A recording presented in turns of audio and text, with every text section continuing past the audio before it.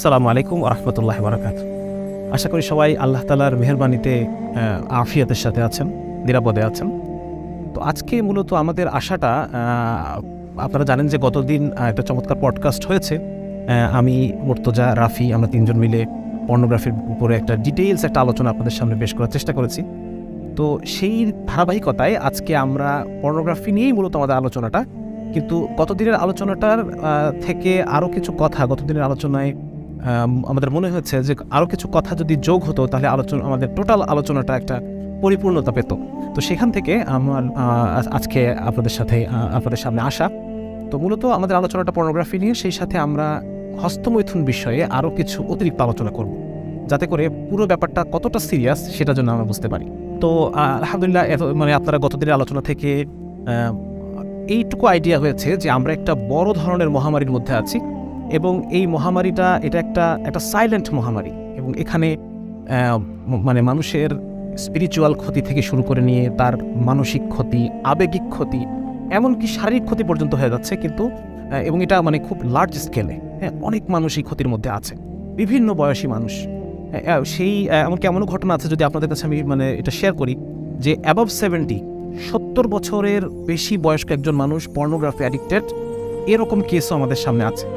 এবং সেটা নিয়ে তার ছেলে, তার মেয়ে, তারা এটা পেরেশান যে আমার বাবা আর কিছুদিন পর হয়তো দুনিয়া ছেড়ে চলে যাবেন, কিন্তু এখন তিনি পর্নোগ্রাফি অ্যাডিক্টেড। তো এরকম কেস থেকে শুরু করে নিয়ে একদম দেখা যাচ্ছে ক্লাস 2 এর ছেলে, ক্লাস 1-2 বাচ্চা, তারাও পর্নোগ্রাফি অ্যাডিক্টেড। এমন কোনো মানুষ, এমন কোনো বয়সী মানুষ, একটা পর্যায়ে আমরা জানতাম যে মেয়েরা পর্নোগ্রাফির ভোক্তা না, এটা একটা পর্যায়ে আমরা যারা সোশ্যাল সায়েন্টিস্ট তাদের সিদ্ধান্তটা এরকম ছিল।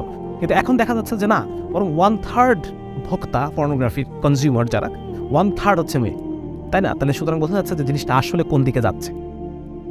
তো এটার বিভিন্ন রকম ইফেক্ট, সমাজকে কিভাবে এটা এফেক্ট করছে, এটা কিভাবে আমাদের মনস্তত্ত্বের দিক দিয়ে, আমাদের আবেগের দিক থেকে, এমনকি আমাদের শারীরিক দিক থেকে ক্ষতি বয়ে নিয়ে আসছে, সেগুলো বিষয়ে আমরা কম বেশি আলোচনা করেছি।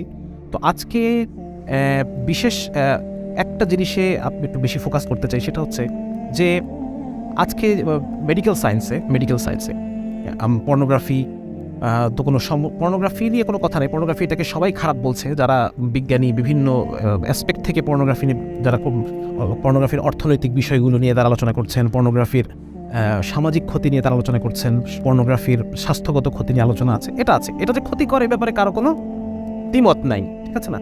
তবে পর্নোগ্রাফির সাথে ঠিক হাত ধরাধরি করে চলে আরেকটা বিষয় আছে, সেটা হচ্ছে মাস্টারবেশন বা হস্তমৈথুন।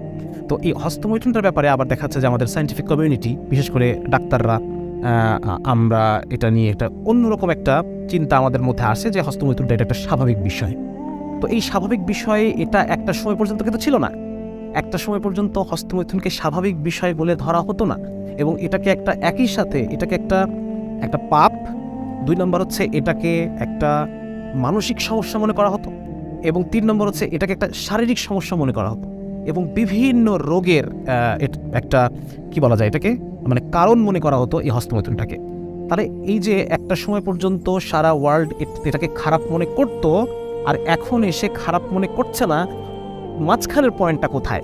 মাঝখানের যে ট্রানজিশনটা, কিভাবে মানুষ এটাকে খারাপ মনে করতো, সায়েন্টিফিক কমিউনিটি এটাকে খারাপ মনে করতো, আজকে এসে খারাপ মনে করছে না, মাঝখানের পয়েন্টটা কোথায়?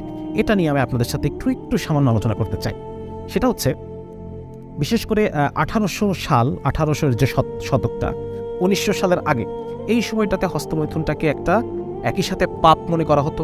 এবং যেহেতু সেই সময় দেখা যাচ্ছে যে আপনার খ্রিস্ট ধর্মের নৈতিকতাগুলো কিছুটা আমাদের মতো, মূল আকিদাগতভাবে তফাৎ থাকলেও, যেমন জিনা করা, সমকামিতা, হস্তমৈথুন, এই বিষয়গুলো খ্রিস্ট ধর্মের দৃষ্টিকোণ থেকেও এটা একটা গর্হিত অপরাধ, কবিরা গুনাহ যেটাকে আমরা বলে থাকি। একটা সময় পর্যন্ত সবাই, পলিটিশিয়ান বলেন, তারপর হচ্ছে যারা দার্শনিক বলেন, তারা মোটামুটি কম বেশি খ্রিস্টীয় মূল্যবোধগুলো তারা লালন করতেন, বা খ্রিস্টীয় মূল্যবোধ লালন না করলেও দেখা যাচ্ছে সামাজিকভাবে খ্রিস্ট ধর্মের একটা প্রভাব ছিল, যার কারণে তারা সাংস্কৃতিকভাবে এই খ্রিস্টীয় নৈতিকতাগুলোকে তারা লালন করতেন এবং প্রচার করতেন এবং সাপোর্ট করতেন।